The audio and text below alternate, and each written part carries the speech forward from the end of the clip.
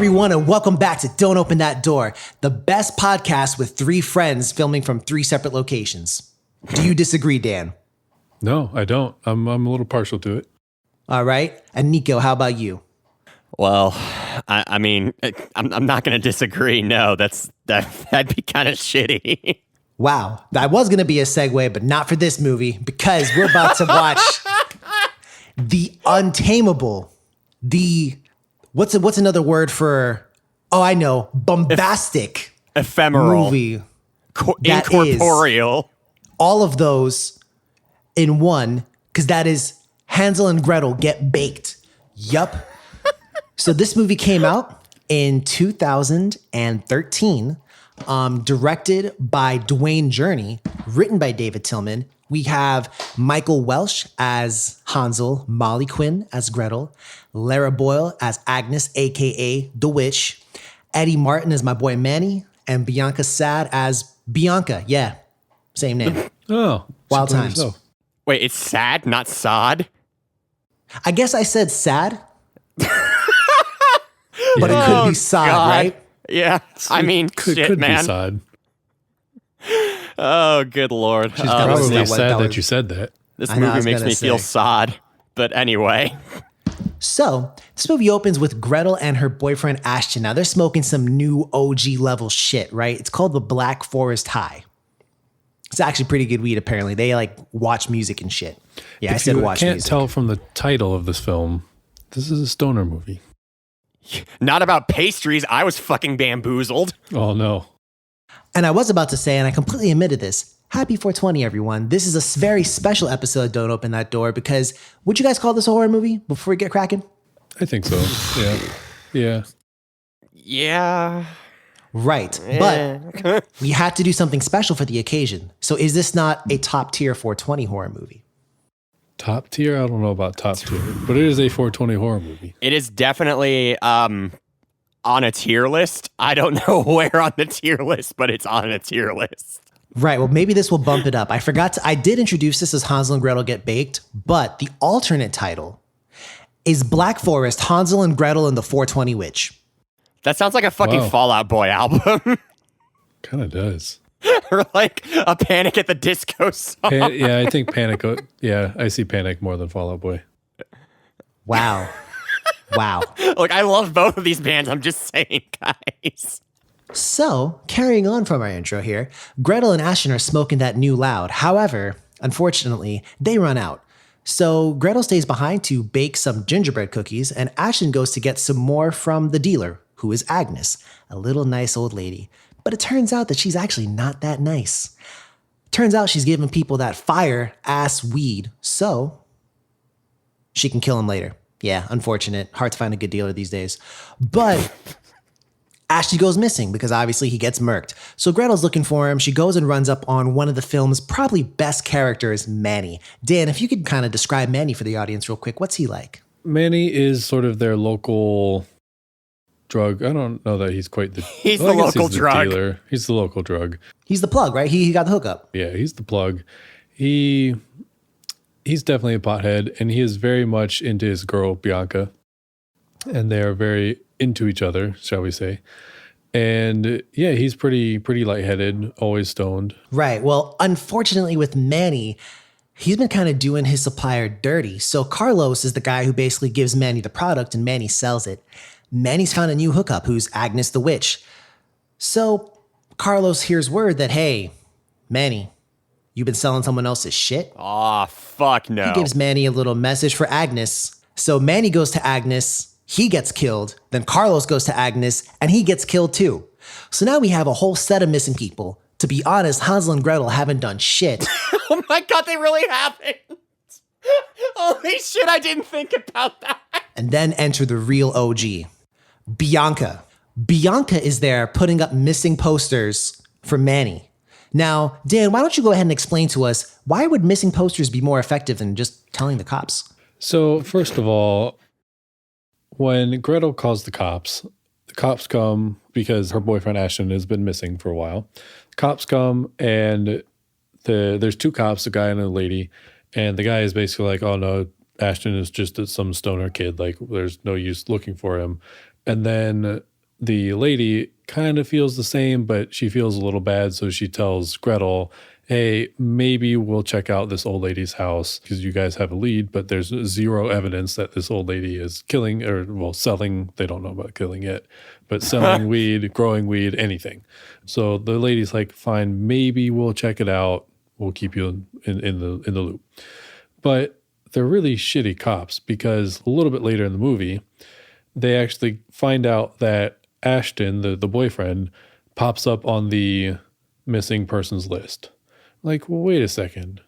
You already knew that. Aren't you the ones who helped put him on the list in the first place? Or like, aren't you supposed to? When somebody reports, I don't know exactly how it works, but if somebody reports a missing person, how else do they get on the list? Who was phone?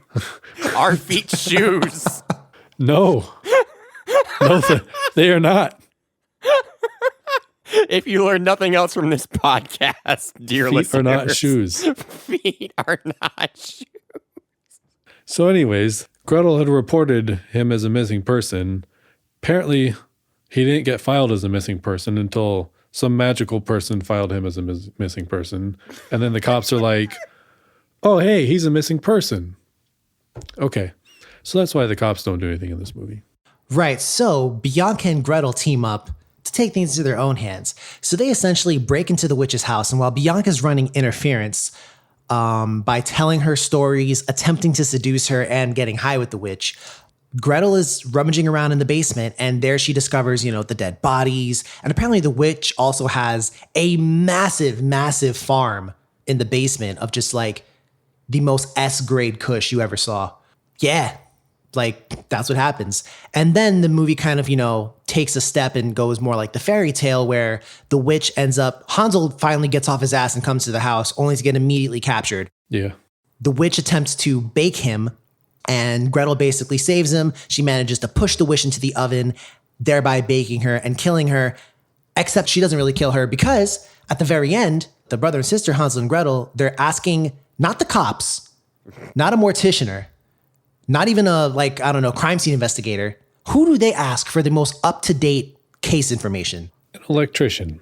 So throughout all of this, there's sort of this like little side story that's not really worth mentioning, which is why Justin didn't, about there's like an electrician at the very, very, very beginning who gets killed by the witch while he's like checking the meters, electricity meters. So he becomes a missing person. So then like the head of the, I guess he's not an electrician, but the head of the electrical company or whatever puts out like missing person. He's going around looking for his employee.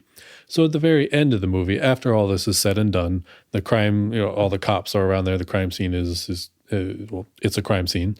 And the electrician guy is the one who like walks out of the house and walks up to Hansel and Gretel and he's like, hey, are you guys okay? And they're like, yeah, I think so. Is she dead? He's like, yeah, I think she is. And I'm like, how did he get on the crime scene? Everything else is roped off. Why is this random electrician person like on the crime scene, seems to know more about the crime scene than anybody else, including the cops?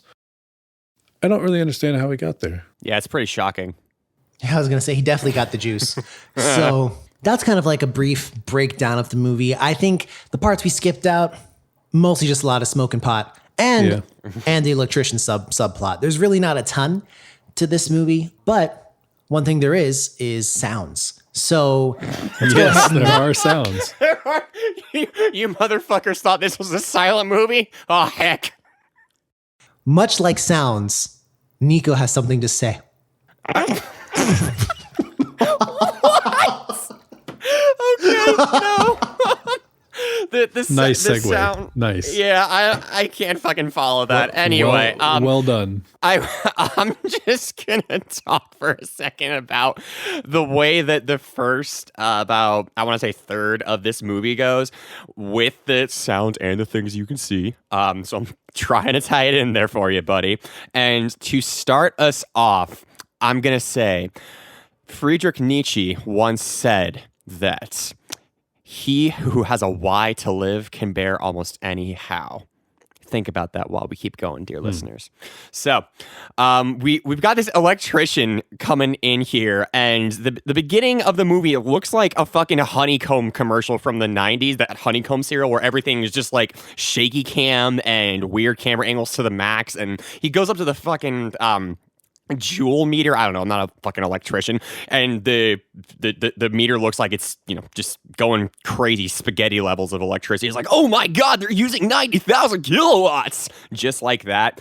And then as immediately after we hear the Wilhelm scream, which motherfuck, as soon as I heard that, I knew I was going to be in for some shit. As soon as we hear the Wilhelm scream, we cut over to this overdub of this really just heavily just tongue-in-cheek, or not even tongue-in-cheek, just obnoxious hip-hop song where the entire thing is just like, you want to get high with me? Yeah, you can get high with me. You want to get high with me? Yeah, you can get high with me. And it's just like going over the opening credits like, okay, I like that you assume that I didn't know this was about drugs. So thank you for correctly just guessing my intelligence to be just over a freshly born babe. But another thing is that in terms of the visuals, there was a surprising amount of gore in this movie to agreed. The point that I was like just taken aback. Like, we've got scenes where Agnes the witch, who was Donna in Twin Peaks, by the way, which was quite the little cognitive dissonance experience. That's why there. I recognized her. Yeah, right. And she takes a shovel and she like ice cream scoops the top half of some motherfucker's head off. She eats an eyeball with a kebab and you see the entire thing. She gets a hacksaw and just goes to town on a motherfucker's arm. I was not expecting meat grinders this. And stuff. Yeah, she uses fucking meat grinders, yo. And this is a movie where the beginning scenes are like, guys, we're gonna have some cake. Yo, cake? Oh my God, cake is amazing. Have you ever thought about how good cake is? Bro, cake. Yeah, pretty much. I was going to say, actually, now, Dan, from an educated standpoint, now that we've heard the layman's terminology, hey, how did you motherfucker, feel? I quoted Nietzsche. And you know what? That's the only reason I was able to endure what you said. So, Dan, what did you think about the sound design? I thought it was fine. I mean, nothing really stood out except I did like the main theme music kind of that runs through every once in a while. Get high. Not that, not the intro music, but just like every once in a while, there's like the underlying score was actually really cool. I can't remember how it goes right now, but it was like a really cool synth lead kind of line thing, arpeggiated thing. In terms of the visuals, though, Nico talked about it. There was a ton of gore in this movie. Actually, probably a little bit more than one might anticipate coming into this wholesome stoner flick. So I don't know, Dan, what did you think when you saw kind of the first decapitation or the scene where, essentially, and let me break this down for you. This was almost on some those freaky European movie shits, okay? The witch gets Ashton. She cuts off this fucker, like a piece of him, cooks it, and then brings it back and eats it in front of him. Mm-hmm. How did you feel when you saw that scene? And why did you enjoy it? Well, I didn't really enjoy it because I was eating dinner. So it made me feel kind of weird. I didn't. Made me kind of feel some kind of way while I was eating my dinner. So that was something. But I wasn't really expecting to see quite that much. I mean, the eyeball scene, I wasn't expecting her to eat the eyeball necessarily, but it didn't take me back or anything. But yeah, when she put a chunk of his leg or something in the furnace and then took it out and started eating it, I was like, okay, yep, this is one of those. I will movies. say, and I personally, so I don't have too much to say as far as the sound goes. I think it was suitable, but I quite liked the visuals here. I thought that aside from some CGI on the dog, Friedrich or Hans, one of those names is the dog. I thought that, I appreciate the gore that they showed. I thought the blood was nice and the consistency of the blood was kind of what you want out of a horror movie, kind of that B horror movie blood. There were some cool decapitations that happened. I thought that was, that was badass. One thing that I noticed, and I've noticed it in a few other movies, when there was the gore, not just like her killing somebody, but when she was actually like taking apart people and stuff, the visuals get a lot more saturated. Reds are like everything takes on a very red hue and like blue hue and like just comes like extra saturation. And I've noticed that in a few movies too, not just this one, including the Gretel and Hansel that we reviewed a little while ago. True enough. So I was actually going to bring our attention to that in just 1 second. I will say, as far as colors go, there is one viewer out there who, I mean, I don't know what his problem is, but he and I are probably going to have to get into a brawl or fisticuffs, maybe even Mortal Kombat at some point.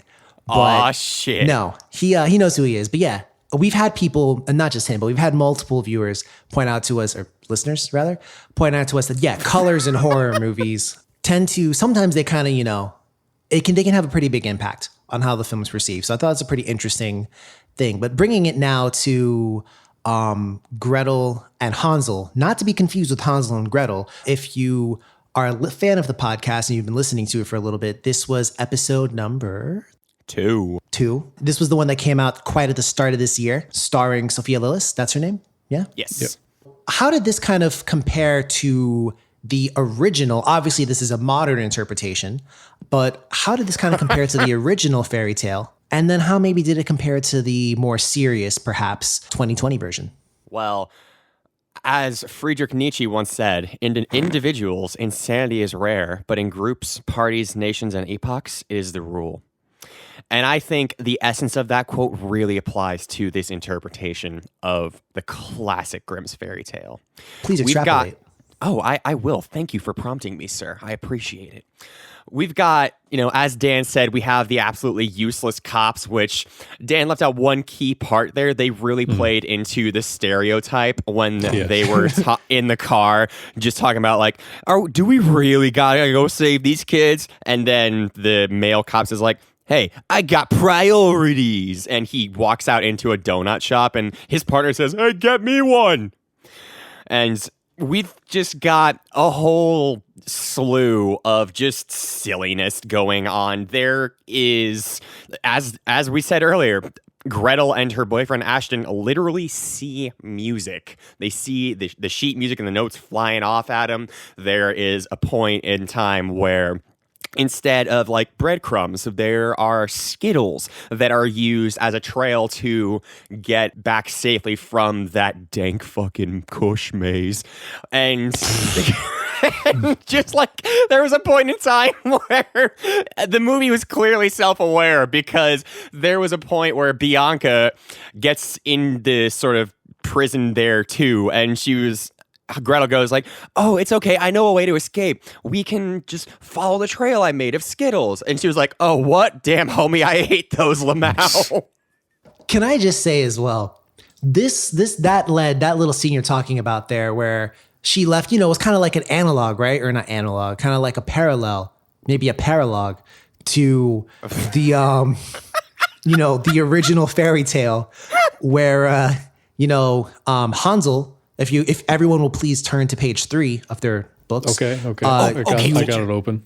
You will know that the first time Hansel and Gretel, got sent out to the woods by their evil ass stepmom, Hansel also went had out. Skittles.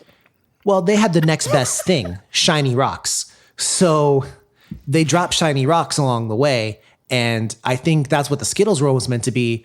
But my favorite line, though, when Bianca, aside from the sanitary concerns, eats the Skittles off the ground, she says, and this is her direct quote, when Gretel's like, why would you eat the Skittles? She goes, hey, bitch, it's not like you said, don't eat the Skittles. I'm leaving a trail. So I thought she's got a point. Like, how would you know? And she said she had the munchies and she needed comfort food. And you know what? Fair enough. Fair What play comfort food is better than floor candy? Now, speaking of some other jewels that we could glean, Dan, were there any other fairy tale kind of homages maybe or references in this flick? Yeah, I thought it was actually kind of cool. Every once in a while, they would drop like a little name or something from other fairy tales. So, for instance, at the very beginning, you hear that Hansel and Gretel's parents are visiting like their friends, the Stiltskins. Oh, snap. What Stiltskins do you know? Rumple. Oh, snap, Rumpelstiltskin. Okay. Go to my guy I know Rumpel. Ted. Ted, he's a nice guy. Oh, I haven't met Ted yet. So, and I remember that there were one or two others. I can't really think of them right now, but there were definitely like a few like name drops of other fairy tales and things that I thought were pretty There was cool. the woodsman, whose whole role was just to be a reference, I guess, because he doesn't fucking do anything. Oh, there's also the gingerbread man, right? That's another kind of. Oh yeah, gingerbread man. Kind of, well, comparing it to, I guess, itself, or not itself, but the Hansel and Gretel story. Even the name of that strain of weed is Black Forest, which is, the Black Forest or like a haunted forest. And I also thought it was interesting once Gretel got real serious about tracking down Ashton and she goes to confront the witch, her outfit changes and she's definitely wearing more of, I don't even know what you call it, but older European style clothes. She got the leather and the boots. Yeah. Instead of just regular like jeans and t-shirt like she was wearing before. She could have been Gretel, like witch hunter. Yeah, right. She looked like a low-level RPG character. Well, you know what? We all got to start somewhere. Yeah. So now kind of following off of that a little bit, I think now we talked about kind of, is this a horror movie? And you kind of grudgingly agreed to the correct answer that it was. So how did you, in terms of comedy now, how do we balance the two? So is it more of a comedy or more of a horror, would you say? Well. Yo, that was like you both just tasted some fine we powered ramen / yakisoba. Yep. You had the Black Forest cake just dangling in front of you. You went for fucking ramen? Yeah, because you can't get Come any on, dude. still. Or all the puns about the eating people and you have to go with ramen. Or candy or ginger. Fuck, getting man. baked. Just why are we even doing this at this point? But as Friedrich Nietzsche once said, there are only there are no facts, only interpretations. Right. So you could think of this as a horror movie. If you do, I would assume that the line of thinking is judging solely on the fact that, honestly, like, there's gore. Otherwise, it's not even scary. It's just like a really derpy episode of CSI level of gore, really. That ends, like, for the last half of the movie, it's kind of like you can imagine the Benny Hill theme going on in the background. That little bullshit. Because there's scene after scene after scene of people going to Agnes the witch's house and her being like, oh, God damn it, how many people are coming to my fucking house? How many people do I have to kill? And I love the scene at the end where the cops come and she's just like, what? And she just fucking pulls out a gat and shoots them. Yeah, I wasn't expecting that. That was kind of funny, actually. She must have got the piece off of Carlos, right? Or one of the two guys who came with Carlos to, try and strong arm her a little bit. I did have a question though. Do you think this dialogue was intelligent? Because I'm gonna shoot straight here, much like Agnes. I thought, particularly in the first half of the movie, I like the dialogue. Actually, I like the exchange, of thoughts and ideas. Another interesting concept though to think about, and this was something that I couldn't necessarily wrap my head around. So one plot point that we may not have stressed at length is the fact that the witch, Agnes, when she kills people, she can also kind of suck their vitality up and become younger. Mm-hmm. So Hansel and Gretel actually see the witch at her oldest before she starts killing people, really? Or when she's killed, I think maybe one person. And she's still pretty old. They see her again after she's killed a couple people and she's like relatively young, maybe in her like late 30s, early 40s. Mm-hmm. And they're just like, oh, hey. Like some characters are like, oh, you're not an old woman. And she plays it off like, oh, that's my mom you're talking about. But Gretel is just like, oh, hey, what's up? Like she's not confused at all. I thought that was kind of wild. Unless there was maybe, a scene that was cut from this movie when they edited it where they maybe mentioned that. Yeah, well, one thing that I also kind of thought was interesting was I feel like when near the endish Hansel actually finally goes to the witch's house, he takes it all in pretty quick. The whole time he has a camera and he takes a lot of pictures. So he takes a picture of her. And again, at this point, she looks like she's maybe like 40. And he looks at the camera and it looks like she's like 80 and like a little deformed and everything like that.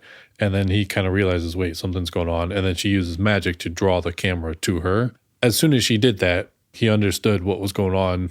And he was just like, well, she's a witch. And now there's a zombie attacking me. Okay. And like, he had no problem absorbing that. Whereas everyone else was kind of like, wait, what's going on? Well, you hit on a key point there. This movie has zombies. And surprisingly, zombies. It's not the only Hansel and Gretel movie to have zombies, as the 2020 Gretel and Hansel also had a zombie. So what is it with these movies just throwing in zombies? I mean, I haven't really read Hansel and Gretel in a long time, or maybe ever, but I don't really remember there being zombies if I did actually read it. No. There weren't. No. Okay. Just wanted to check. I think I can actually shed some light on this one. Oh, yeah? So, Did Friedrich Nietzsche say anything? actually, there is a quote for this, yes. Friedrich Nietzsche once said, "There is always some madness in love, but there's also always some reason in madness." And I think that it was really just the directors not giving a fuck, because we can see, I think that my favorite character in the movie is definitely Agnes. Oh, really? Oh, definitely. She's the one who is by far the most tongue-in-cheek and like fourth wall breaking. Like you were mentioning in the earlier parts of the movie that the dialogue was kind of good, and there was a little bit of back and forth when she was talking with, it was either Ashton or Hansel and Gretel for the first time, and when she's saying, "And they say American education has just gone to pot," and then there's like, "Speaking of which," and she like looks up and she's like, "Yes, speaking of which? Which?" Oh, yeah. Yes. Yeah, that was funny. Yeah. And like, I just thought that was really just a little bit of self-aware humor that sort of clued us into the fact that we're probably not supposed to take this too seriously. Well, it's interesting because my favorite character in the movie is actually Bianca. Might as well. Can I just say that? Nice. And one of the reasons why I like her a lot is because I feel like she's the perfect blend of that tongue-in-cheek, self-aware humor, but also like a functioning character. And because, sometimes characters might just be comedic relief or just, really stupid or whatever. She definitely has some of that humor. But to me, it was very self-aware. And again, she's actually like a functioning character for a while and makes sense to the plot and everything. So I'm going to say this. My favorite character was also Bianca. Now, here's a little bit of a rabbit hole that I did not think I was going to find. First off, let me say this. One thing I really liked about Bianca was I feel like the actress who played her, this was written by like an old white dude, right? Also directed by one. Now, oftentimes whenever people of that ilk try and write minority characters, sometimes, particularly if they use slang or anything else like that, it can come off as kind of hokey, forced, or just sometimes it's kind of fake. I feel like she took what she was given and she spun it. And I have nothing to back me up except for the fact that I laughed at a bunch of things that happened with her. Likewise. Like there was a scene where Bianca and Gretel are in a cage. They're being guarded by Frats, or Hans, the dog. And, literally Bianca goes, "Damn, my teacher always told me my life was going to be a Greek tragedy." And then Gretel goes, "Oh, a Greek tragedy? That's it. Just like in The Legend of Orpheus, we can sing to the dog."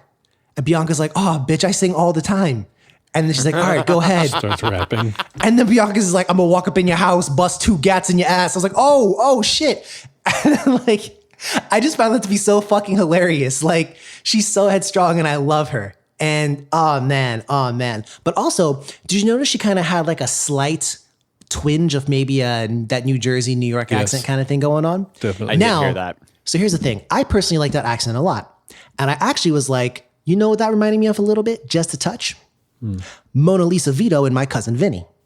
Funny that I should say that, because Dale Launer, the guy who wrote this, was one of the screenwriters for My Cousin Vinny.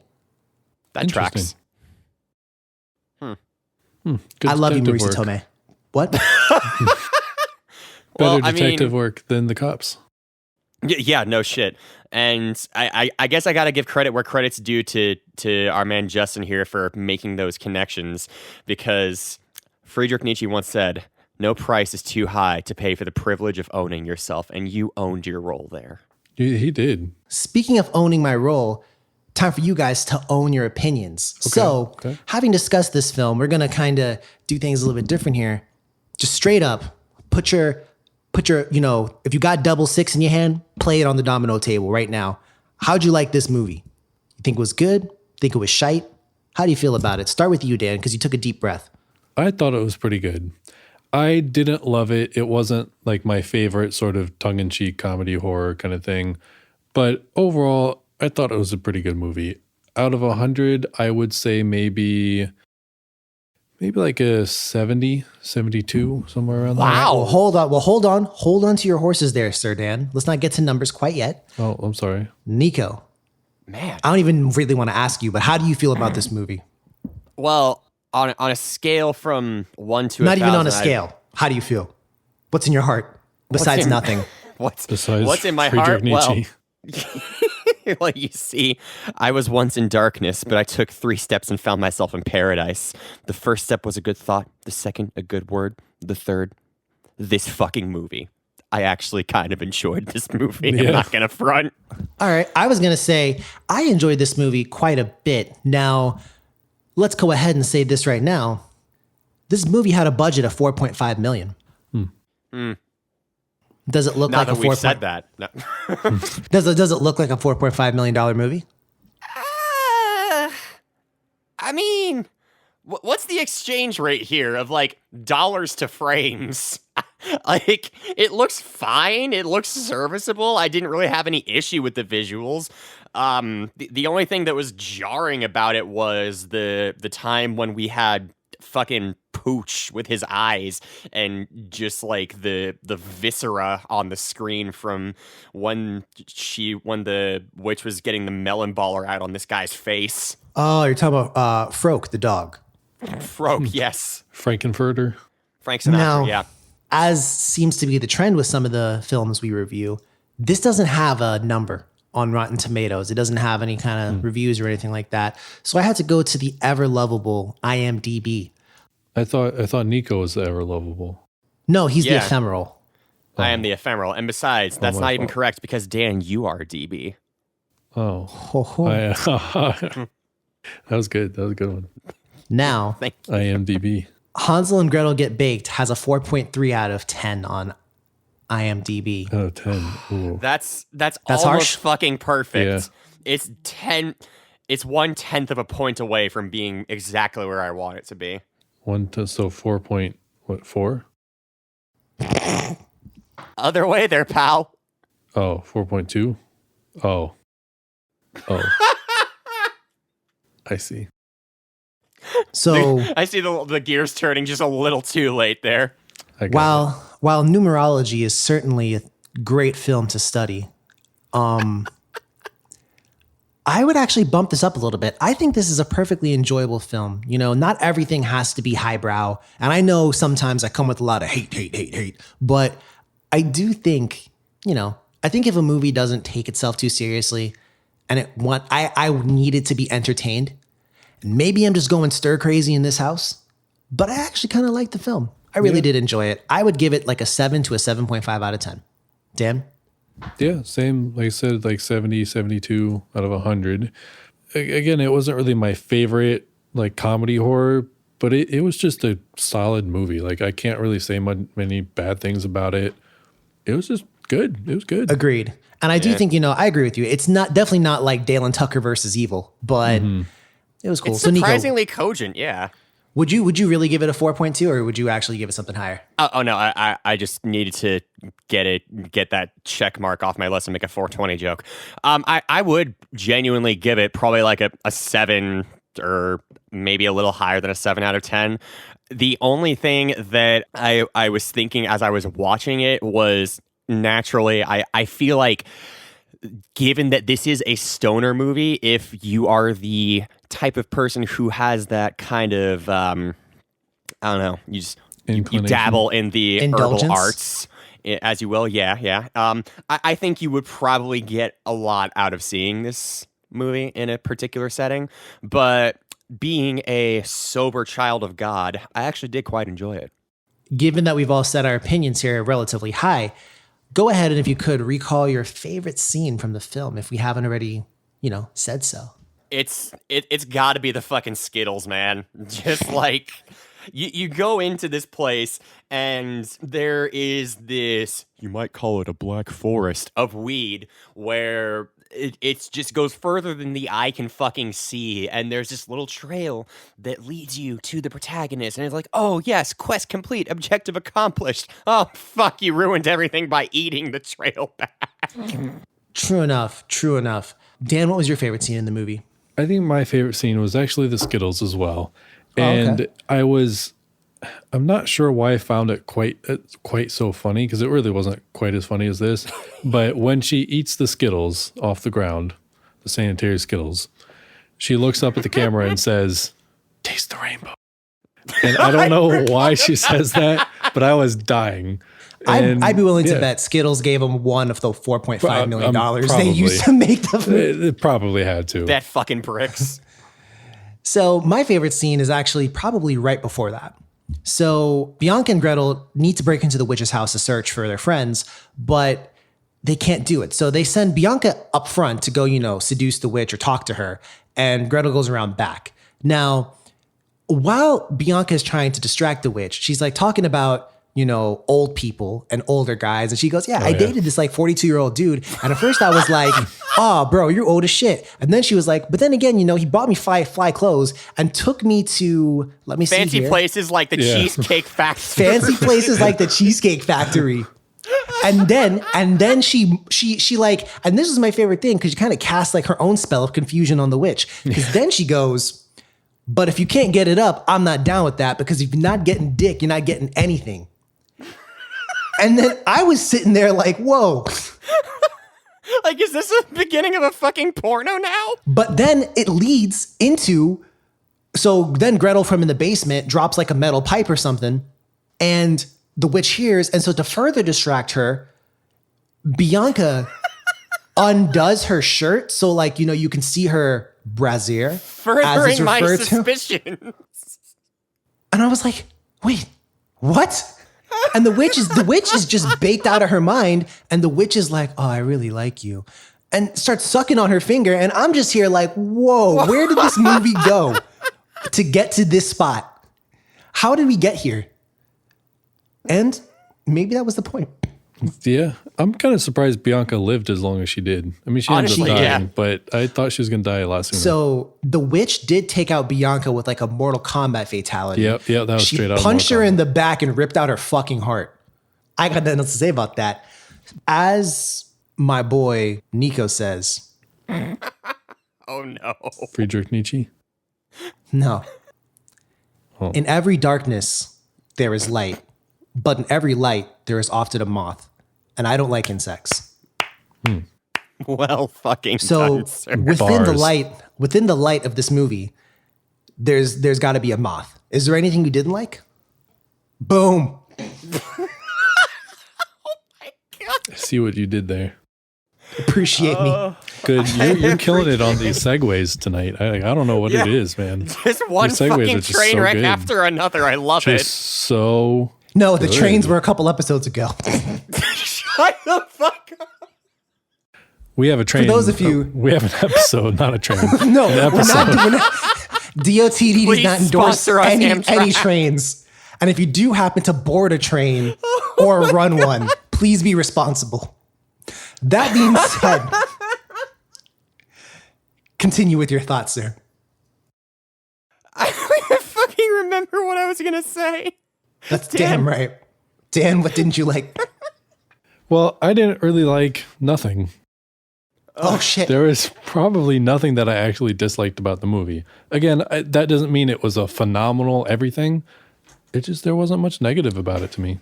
So what you're saying is the evidence of absence is not the absence of evidence.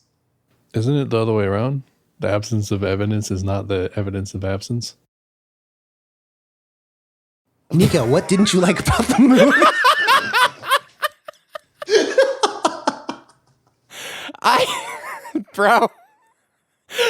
The only thing I didn't like was I'm fucking done. I don't know. I have really enjoyed it. All right. What didn't you like, Justin? So I'm gonna keep it 100. My only thing I didn't like was when they said rap wasn't music. Okay, no, that's fair. Yeah, no, I dislike that as well. And I get that was like a joke. Yeah. But your girl Bianca defended it. She did defend it, and I like that. And also, Bianca, quote, popped Gretel's breaking and entering cherry, which I didn't know how to feel about that particular phrasing. Like, why was that the lingo?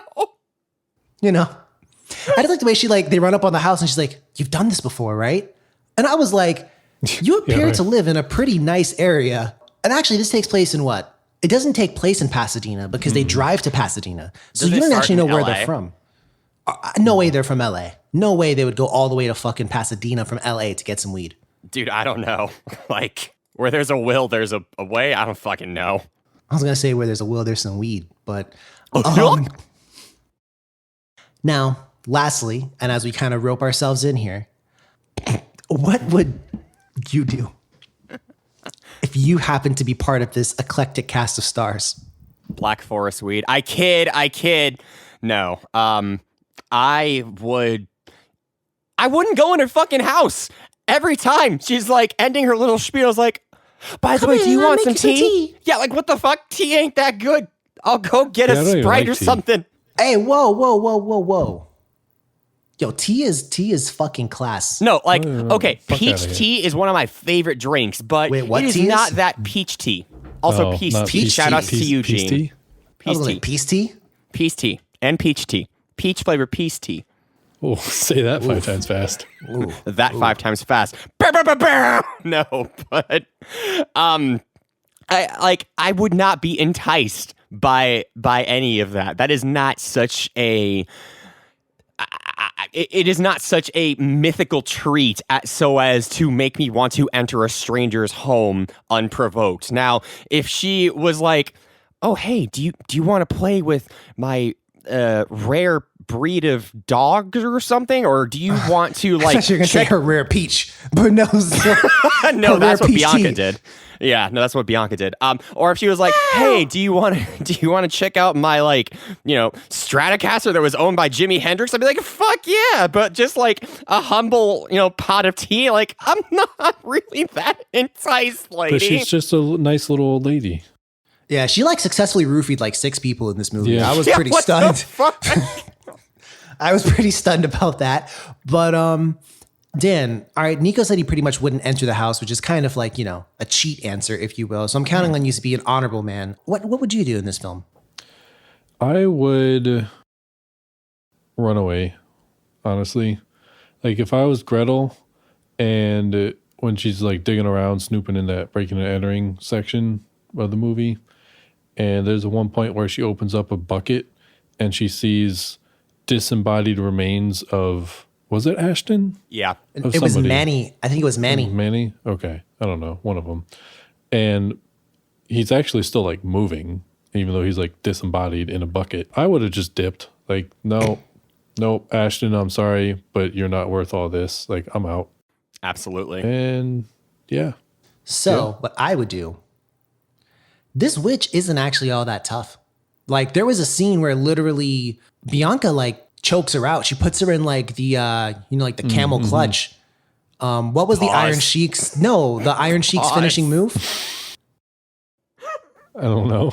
You know what the Iron Sheik's finishing move was? No, actually, I don't. Okay. No cap. I have no fucking idea what you're talking about. I mean, she hits her with the clutch and snaps her neck. And I mean, the witch comes back, yes, but it's not effective. she still does it though. And also, the zombies that the witch summons up are just like normal people. Like you can beat them up. Hansel actually beats up one of the zombies and wins. It's true. He decapitates Carlos when Carlos comes back. So I don't know. I feel like I would just take more homies. And that was the thing. The witch was always very careful to not have too many people around her at once. Yet she keeps inviting people in. But one at a time. But there's that one scene when Hansel gets out of his car and 3 of his homies get out too. Yo, call them. Where they at? Roll through. Yo, Hansel had a friend who literally was just there to be Hansel's friend. And when Gretel was like, "What were you doing?" Hansel was like, "Having a life." Yeah. So I don't know, man. I don't know. But as far as me, yeah, I would just roll through with the homies. Like, there's a scene where Manny's sitting there with all his friends. They're playing like hacky sack and he's singing songs to Bianca off guitar. Yeah. And I was like, yo, just bring them. Yeah. Straight up. But no, I did like the take though. In all honesty, I did quite like the take of, a witch kind of selling that loud, some OG Kush, that fire, if you will, to the youth, so that she could feast on their souls. Because I do think, what kid is gonna or teenager or adult is gonna, oh, you got a sucker pop, you got a lollipop, you got a sweet stick. Like, I'm not about to go for that. But tea though. Well, no, the tea is because they can't turn an old woman down, but they're really going for, that little extra. Bianca was going for a little extra. And You got a sweet stick? Yo, what kind of terminology is that you brought Bro, to you this literally podcast? just said it like 5 seconds ago. You know what? If Is anyone this makes it Star through, Wars? if You got anyone the death sticks. makes it through and listens to this, you please comment and let us know that I didn't say sweet stick, only Dan did. That being said, does anyone have any closing thoughts or ideas before we wrap this one up like a body in the morgue? Wow. I actually do. So, like, when I was saying earlier, the sort of like tongue-in-cheek, almost like fourth wall breaking humor from Agnes was definitely the cue to like not take this movie too seriously. And if you go into this movie expecting like, I don't know, some Stephen King shit, then you're not going to get what you were expecting. But if you go in just expecting like a silly good time, then you're in for a real treat. Because if you're thinking too much about this, that's not a good look. Because as Friedrich Nietzsche once said, when you stare into the abyss stares back at you. Agreed. And much like when I look into the mirror, at first I wasn't really fond of it, but as time grew on, I just kind of adapted. So, I don't know. I think this movie was Wait, are you a decent one. vampire? We'll Pause. answer that one on a next episode of the podcast. But, Dan, any last thoughts from you? No, I thought it was a good quality movie. All right. So, does this get a recommendation from us? Would we recommend that people maybe go see this movie, particularly today of all days, as it is the legendary 4/20/20? I would actually, yes. 4/20/20/20? What? Where'd that actually come from?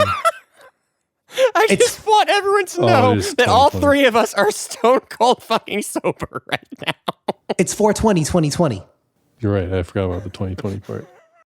because we all got 20/20 vision. Oh Remember? my god! I don't. I wear glasses. You do too. I wear What's glasses going on? to make me look less pretty because I play life on hard mode, bro. So, Is that why you don't like looking at yourself in the mirror? no, it's because I see nothing. Because I secretly am a vampire.